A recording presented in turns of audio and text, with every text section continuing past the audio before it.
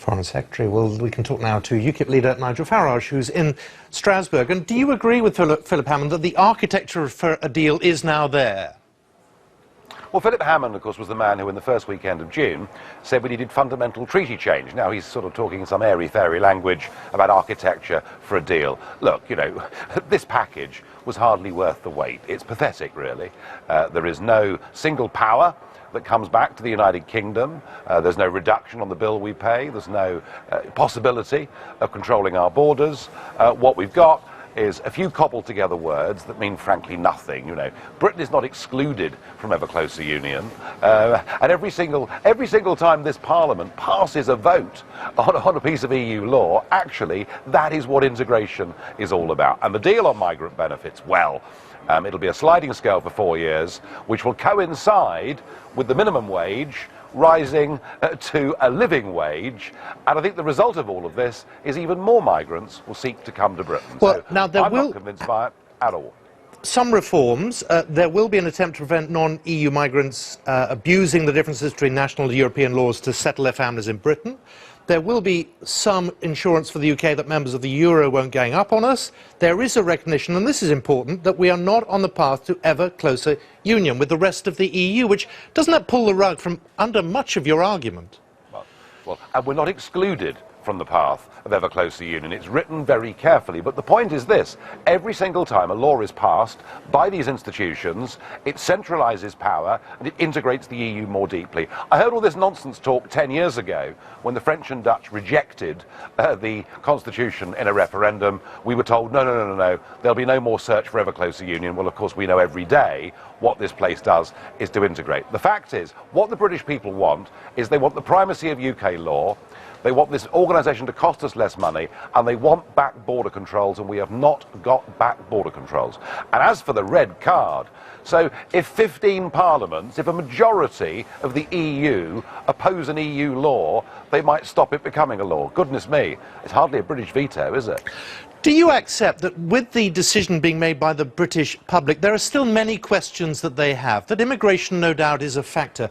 But can I put to you what Charlie Mullins, who's the Managing Director of Pimlico Plumbers, he's been saying about this renegotiation package. He says if you have your foot in the door to a market of 500 million potential customers, where 200,000 UK companies do business, employing more than 3 million people and creating £229 million of income a year, why would you let that door close on you so you can beat it with your fist to try and get back in later on? Isn't there a huge part of this debate where people want to hear from people like Charlie Mullins, whose money, whose business depends, he says, on that European link?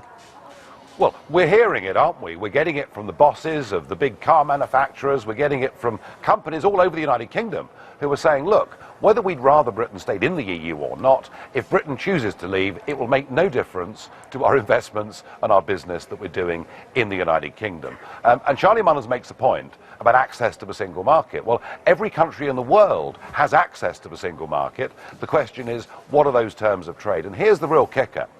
Only 15% of the entire British economy is exporting goods and services to European Union countries. Yet, as a member of that so-called single market, the regulations and laws and rules that come from it are applied to 100% of British companies, are applied to the 85% of the British economy that is not exports to the European Union. And what we're arguing for is a simple trade deal, not membership of a political union, which bounds us by a set of rules and prevents and forbids us from making our own trade deals around the rest of the world. I want Britain to have, market access to Europe and Europe to have market access to Britain, but I want us to be free to be a global player in our own right.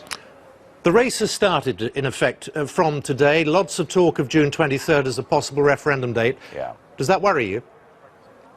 Well, I'd rather it was in 2017, because I think that there is no good news coming out of the European Union. It's perfectly clear that the migrant crisis is threatening the Schengen zone and causing deep distrust between member states and astonishment at the words that Angela Merkel uttered a few months ago. But look, in life, you have to play with the cards that you're dealt, and if it's June the 23rd, we will fight it on June the 23rd. This Prime Minister, in his Bloomberg speech, talked about a fundamental change in our relationship with the European Union, and he's being allowed, you know, the crumbs off the table to reduce migrant benefits for a short period of time. It doesn't cut, it doesn't wash. Those of us that believe that Britain should be self-governing, that Britain should control its borders, are going to vote for Britain to leave and have a totally different relationship.